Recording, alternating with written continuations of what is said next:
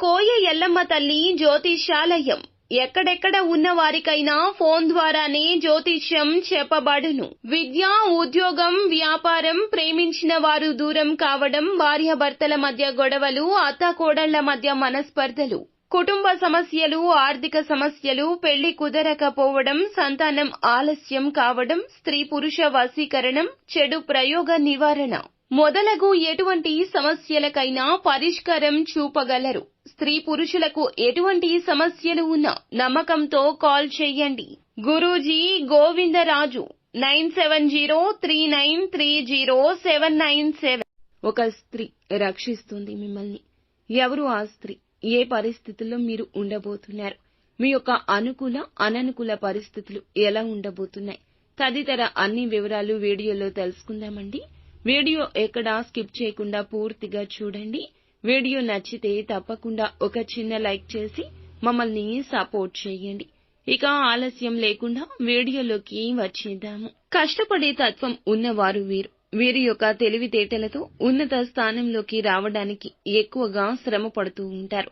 ముఖ్యంగా వీరికి కళల పట్ల, చదువు పట్ల ఆసక్తి ఉంటుంది. ఉన్నతమైన విద్య కోసం పరితపిస్తుంటారు.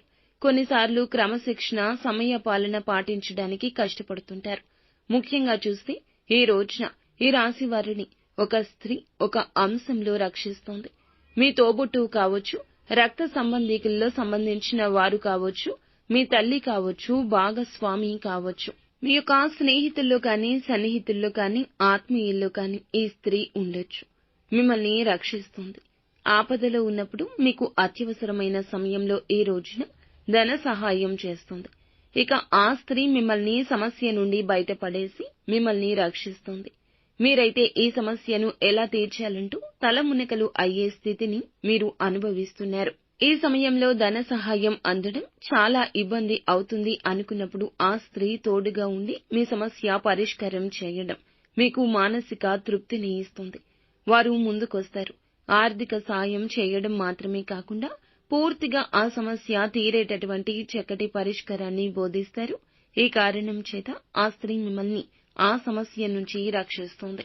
ఇటువంటి పరిస్థితి ఎదురైనప్పుడు మీరు కొంత ఆందోళనకి, అలజడికి లోనవుతారు. అవసరం లేని వ్యక్తులను కూడా కదిపించి మీరైతే సాయం అడుగుతారు. ఎందుకంటే మీకు ఉన్న ఒత్తిడి అటువంటిది. అయినప్పటికీ కూడా మీరు ఎవరి వద్ద నుండి సహాయాన్ని పొందలేరు. ఆ స్త్రీని మీకు సాయం చేస్తుంది. ఆ స్త్రీ ద్వారా మీరు మేలుని పొందుకుంటారు. ఆ స్త్రీ యొక్క రాక మీ జీవితంలో సంతోషాన్ని కలిగిస్తుంది. ఆపత్తి కాలంలో అలాంటి సూచనలు, సలహాలు ఇచ్చేవారు చాలా తక్కువ మంది ఉంటారు. ఇప్పటి కలియుగంలో ఎవరి జీవితం వారిది అయిపోయింది. కానీ ఆ యొక్క స్త్రీ మాత్రం అడగకుండానే సాయం చేస్తుంది. ఈ సాయాన్ని జీవితాంతం గుర్తుపెట్టుకోండి. ఇక ఈ రోజు ఆరోగ్యం కుదుట పడుతుంది. ఉద్యోగ వ్యాపార రంగంలో నూతన ప్రణాళికలు వేసే పరిస్థితి, సమయము ఆసన్నమైందని చెప్పుకోవచ్చు. పరిస్థితుల ప్రభావం కారణంగా అధికారులు మీపైన ఈ రోజు కొంచెం కోపంగా ఉండొచ్చు.